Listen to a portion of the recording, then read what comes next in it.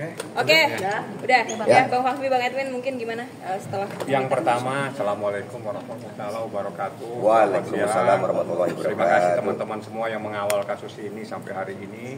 Saya tadi ke atas, ketemu penyidik. Yang pertama kali saya sampaikan, apa alasannya terlapor itu tidak menghadiri permintaan keterangan tersebut. Jadi ada surat, namun tidak dilengkapi dengan dokumen yang lengkap, sehingga seharusnya kalau memang ada sesuatu yang disampaikan harusnya dilengkapi dengan dokumen. Artinya kalau memang dia kurang sehat itu kan harus ada keterangan. Nah, itu biarlah penyidik yang ada di atas.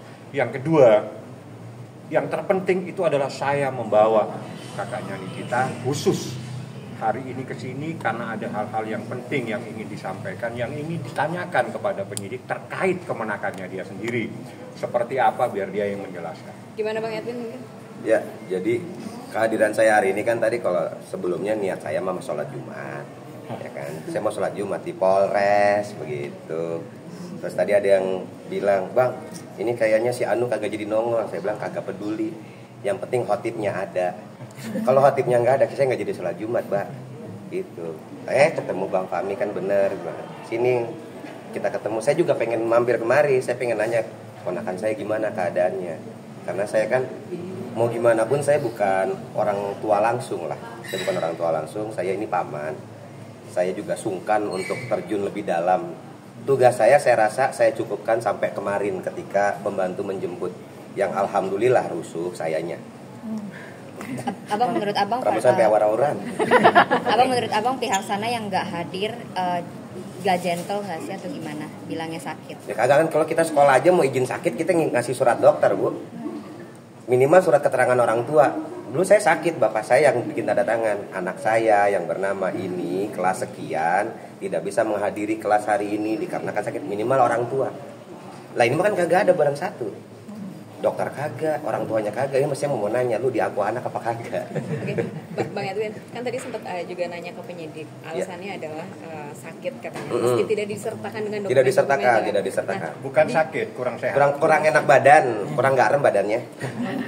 Oke, mungkin dikasih tahu nggak sih kurang enak badannya tuh kenapa? Gitu. Kurang garam, Mbak, kurang garam. Ini, serius, kah? saya kagak tahu dia kenapa kurang enak badannya. Apa semalam habis main monopoli, saya kagak tahu.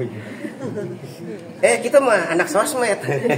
Kita mah anak sosmed, biar kata datua begini gitu. Minimal ya tadi saya bilang kalaupun sakit setidaknya secara legal formalnya kita pernyataan sakit itu datang dari mana gitu. Kita di kantor pun bilang sakit aja harus ada keterangan dokter. Apalagi kita berkaitan dengan pihak hukum. Jangan dibecandain, Bang gitu. Formatin aja. Kalau emang takut ya ngomong, "Pak, saya kayak kagak berani, Pak. Kira-kiranya saya takut dijegat sama yang rambut hijau." Saya kagak nongol, kagak nongol saya. Serius. Ini mungkin Bang Fahmi bisa jelasin lebih lanjut ya. Ya, Bang Edwin tapi hadir sosok Fadel sendiri kan? Berapa kali ketemu? Beji mana? Sempat kenal, deket, akrab mungkin. Serius? Akrab banget kayaknya. Ya, kodel. Om jeruk jadinya yang keluar. Ada kekecewaan nggak sih Bang mungkin? Benar, enggak Bang. Saya kagak pernah ketemu barang sekalipun. Ya, saya tahu juga di sosmed dikatanya dia kan jangan adu ide dan otak dengan saya. Saya konten kreator gitu kan. Saya taunya mah dia konten kreator. Saya ketemu muka, saya mau foto. Beneran, saya mau taruh di IG saya ketemu artis. Saya ketemu belum pernah. Bang Edwin tapi hadir. Katanya dia bilang Bang Edwin pernah nelpon ke dia kalau nyapa belah mananya. Bentar nih. Nih gue ngelenong nih urusannya kalau kayak gini. Kagak pernah nelpon, Mbak. Kagak pernah, Mbak. Kagak pernah. Tidak benar ya yang katanya Bang Edwin tuh nyerahin tanggung jawab Loli. Astagfirullahaladzim, saya ngirain ponakan saya. Bah, mendingan si Sean dah. Ya kesebut. Maaf ya. Ya, kadang gue udah ngomong. Tante Ola. Nggak ada. Jadi mungkin dia lagi panik sehingga membuat informasi seakan-akan adanya sesuatu dari pamannya Laura. Enggak benar. Saya yang banyak tahu.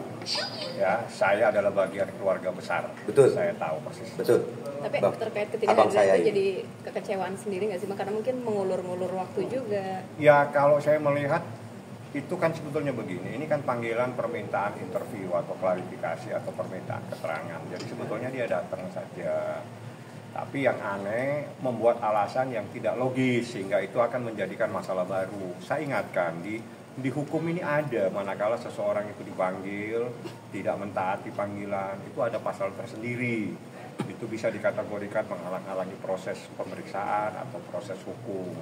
Jadi kalau datang lah. Mungkin kalau memang takut ditemenin sama Edwin nanti. Ya, saya temenin. Kok? Iya, temenin jatuh. Kagak ada nih tadi. Kagak ada. Tapi salah satu alasannya juga kan karena kuasa hukumnya katanya lagi ada di Malaysia. Saya gini, kalau kuasa hukum di Malaysia kita nggak ngurus ya. Jadi gini, sebetulnya itu ada kewajiban ya. Jadi saya nggak akan menanggapi itu. Pihaknya sana lah gitu. Nah, Nanti tanyanya ke sana aja, Mbak. Terpenting dia menyatakan kurang sehat tanpa ada bukti kurang sehatnya itu seperti apa. Ya, kurang enak badan, ya kan? Kalau di kantor mah, wah aduh lu kena ini, potong lu. Nah, jadi kehadirannya itu saja yang saya tanyakan tadi dan selanjutnya silakan tanya dengan Ibu Humas. Ya. Kapan dia akan datang dan diminta keterangan. Yang paling penting kami bukan meng-cross check persoalan hadir tidak hadir itu nggak penting buat saya karena itu menjadi kewajiban, menjadi haknya penyidik. Tapi adalah mengantarkan pamannya Laura untuk menanyakan keadaan kemenakannya seperti apa karena mau bypass komunikasi sementara belum bisa dulu biar tenang kan gitu ya. Betul, karena tadi kan saya juga berpikir bahwa ini sudah ranahnya ke hukum ya. Ya saya bukan orang hukum, saya mah tukang kopi, jadi kagak ngerti hukum. Mendingan saya tanya sama Bang Fahmi. Bang Fahmi, saya boleh tahu nggak kira-kira update terbarunya seperti apa? Oh kalau seperti itu, mending yang menjelaskan yang bersangkutan. Pas bilang ketemu Laura nih, bukan. Ketemu dari pihak PPA. Karena yang bersangkutan saat ini ya pihak PPA. Laura kan berada di bawah. Ternyata setelah saya ngobrol-ngobrol, saya kan taunya di bawah perlindungan kepolisian. Bukan. Saya taunya begitu Bang. Saya kan kagak tahu. Saya jualan kopi Bang. Kagak ngurusin hukum saya mah. Kemudian diinformasikan gitu sama Bang Fahmi juga bahwa enggak Win, ini tuh di LPSK. Bang, wah ini udah jalurnya udah beda lagi nih. Saya kan juga cukup mengerti soal LPSK ini gitu bahwa mungkin ada indikasi apa nih Bang kok sampai ada di LPSK. Biar apa ini anak karena saya pikir berada di bawah perlindungan polisi gitu kan. Begitu Bang. Jadi kalau LPSK itu dalam proses perlindungannya itu adalah di unit perlindungan perempuan dan anak dan itu atas permintaannya Niki biar ada ketenangan memang atas seizin daripada penyidik kepolisian. Jadi kita konfirmasinya kepada penyidik. Jadi kalau Erwin mau tahu keadaan kemenakannya memang dia harus ke sini. Dia harus bertanya dengan penyidik yang ada di unit PPA. Jadi nggak ada kaitannya. Bang Fahmi mungkin kan malam bahwasannya kuasa hukumnya Fadel ini bilang ingin menantang Nikmir untuk minggu depan datang ke Polres mungkin tanggapannya seperti apa mungkin? Maksudnya ingin mengajak Nikmir untuk datang menemuin Fadel gitu katanya. Saya jamin boleh nggak Bang? Saya jamin Bang ya. Gua aja dah, jangan adikku. Ya, pada ditantang Raja Macan, jangan. Harimaunya aja dulu, jangan Raja Macan. Jangan. Nanti Bang Edwin saya datang ya besok. Jumat depan. Insya Allah kalau memang ini kita salat Jumat lagi. Kita tunggu khatibnya datang ini kan salat Jumat mau tunggu khatib. Kalau imam mah banyak bisa. Pengennya apa sih Bang kalau ketemu tatapan muka? Ketemu tatapan muka. Ya, mau yang disampaikan apa yang mau dilakuin? Saya cuma pengen ngedoain.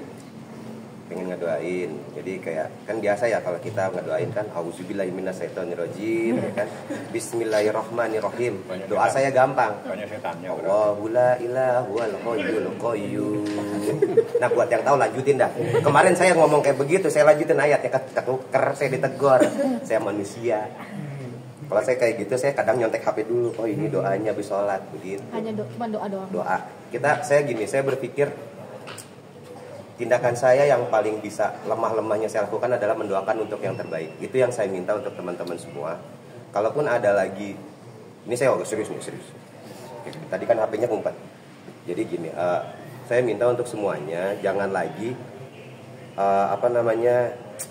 jadiin bercandaan lah gitu.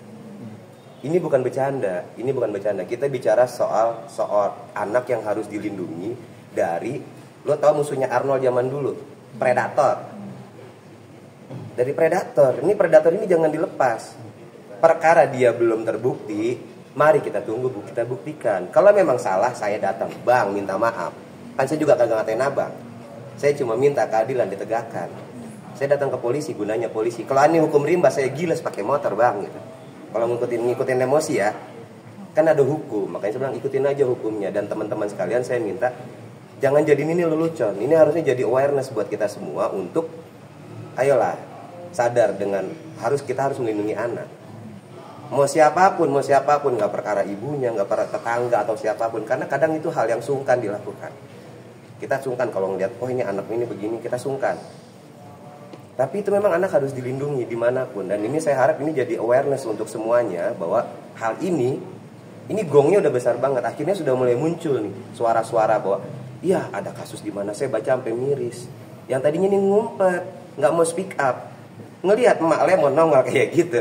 Pada muncul, alhamdulillah mulai berani speak up, biarpun tetap dalam kondisi anonimus mungkin. Tapi mulai banyak yang cerita, saya miris lah intinya. Maksudnya mari kita jadikan momentum ini, ada banyak hikmah yang bisa diambil. Ada banyak banget hikmah yang bisa diambil dari sisi keluarga, dari sisi hukum. Kita akhirnya lebih sadar tentang hukum perlindungan anak. Saya nggak mau ngomong undang-undang, nanti saya dipelintir. Bang Fahmi dah yang ngerti ngomong undang-undang ya. Gimana Bang Fahmi undang-undang hukum anak?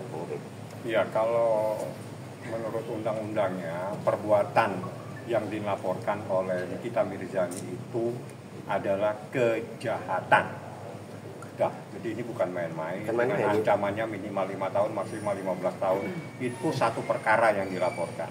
Kita tunggu ada perkara lain, tapi kita fokus pada satu masalah ini, karena ini yang paling penting, karena ini yang bisa memberikan perlindungan kepada Laura.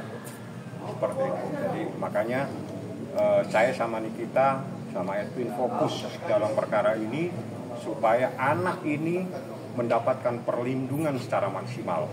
Perlindungannya bagaimana juga secara batinnya juga terlindungi karena banyak hal yang terjadi sebelumnya. Jadi seperti itu. Tapi saya katakan kembali, tidak ada persoalan percintaan itu nggak. Ya ini. Aduh, astagfirullahaladzim. Itu yang sangat betul-betul. Astagfirullahaladzim. Yang dilaporkan apa, yang dibahas apa. Yang saya laporkan itu Undang-Undang Perlindungan Anak, tindak pidana kejahatan terhadap anak kecil yang dilakukan oleh orang dewasa dengan ancamannya 5 tahun maksimal 15 tahun. Jadi tolong kalau tidak paham, tanya apa yang dilaporkan oleh Nikita Mirzani supaya Anda tidak tersesat semua menyampaikan kepada masyarakat.